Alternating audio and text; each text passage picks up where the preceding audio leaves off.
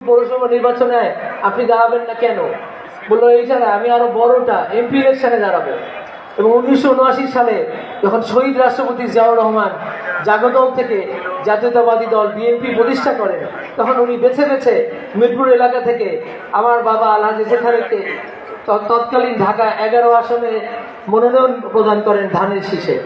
এবং জানেন তখন ওই এলাকাটি ছিল মিরপুর, মোহাম্মদপুর সহ, অর্থাৎ এখনকার যে বৃহত্তর মিরপুর, পল্লবী, কাফরুল, তুরাগ, ক্যান্টনমেন্ট, বালুঘাট, সোবানবাগ, তল্লাবাগ, কামরাঙ্গীরচর সহ তৎকালীন এলাকা থেকে উনি ধানের শীষে নির্বাচিত এমপি হন। এবং এই 1979 সালের দ্বিতীয় জাতীয় সংসদ দিয়ে ওনার রাজনৈতিক ক্যারিয়ারের অধ্যায় শুরু। এবং শুরু মিরপুরের উন্নয়নের মাধ্যমে মিরপুরবাসীর মুখে কিভাবে হাসি ফুটানো যায়, কিভাবে কর্মসংস্থানের সৃষ্টি করা যায়। আজকে আপনারা জানেন যে এই যে গাবতলী আন্তর্জেলা বাস টার্মিনাল, গাবতলী গবাদি পশুর হাট, বাংলা কলেজের রাস্তা প্রশস্তকরণ, রোকেয়া সরণি রাস্তায় স্থাপন করা, Mirpur stadium, indoor stadium, swimming pool এবং মিরপুর মাজার শরীফের পুনঃসংস্কার করা, সবকিছুই তার আমলে হয়েছে। এবং টিনশেড কলোনির জন্য বিখ্যাত ছিল মিরপুরের রূপনগর। পরিত্যক্ত বাড়ি ঘর, অর্থাৎ সরকারি বাসভবনে, সরকারি জায়গায় আমরা যারা বসবাস করতাম তাদেরকে অগ্রাধিকারের ভিত্তিতে আব্বা তৎকালীন রাষ্ট্রপ্রধানের মাধ্যমে বরাদ্দ ব্যবস্থা করে দিলেন। সেই 1.5 কাঠা জমি, 3 কাঠা জমি আছে, কোটি কোটি টাকার কাঠা কিন্তু আজকে মিরপুরে।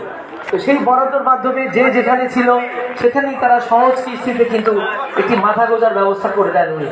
মিরপুরের আবাসন নিয়ে তার চিন্তা দারু অনেক ছিল, সুদূর প্রসারিত। উনি ওনার সময়ে এবং বিএনপির শেষ সময়ে বেগম খালেদা জিয়ার কাছে উনি বেশ কিছু আবদার করেছিলেন। একটি 500 বেডের হাসপাতাল একনেক থেকে অ্যাপ্রুভ হয়েছিল, কিন্তু সময়ের অভাবে এটা হতে পারেনি। এই টেকনিক্যালি হাসপাতাল হওয়ার কথা ছিল।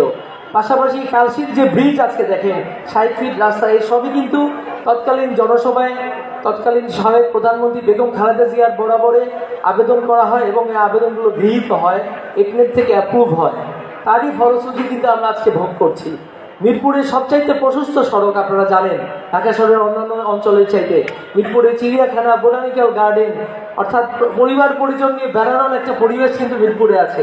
তো মিরপুরকে কিভাবে আদর্শ নগরীতে পরিণত করা যায় তার চেষ্টা কিন্তু উনি আজীবন করে গেছেন। মণিপুর স্কুলকে কিভাবে দেশের সর্বোচ্চ স্কুলে নেওয়া যায় তার জন্য উনি অক্লান্ত পরিশ্রম করেছেন। আপনাদের অনেকেরই ছেলে মেয়ে মণিপুরে এবং মিরপুরে বিভিন্ন নামকরা শিক্ষা প্রতিষ্ঠানে পড়াশোনা করেছে। আপনি জানেন উনি সংসদ সদস্য হিসেবে যাই বরাদ্দ পেতেন কাজের বিনিময়ে খাদ্য অবকাঠামো করে দিতেন।